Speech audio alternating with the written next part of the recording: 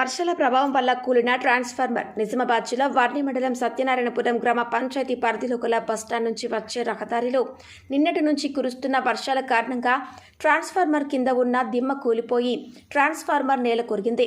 విద్యుత్ శాఖ సిబ్బంది వచ్చి చేయడం జరుగుతుంది. ఎటువంటి ప్రాణహాని జరగలేదని విద్యుత్ శాఖ తెలిపింది.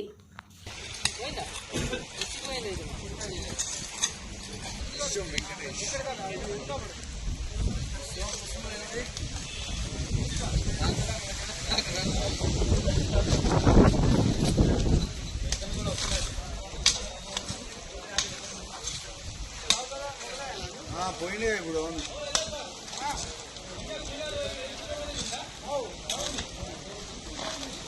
ఒకటే వర్షం ఇప్పుడు రాకూడదు.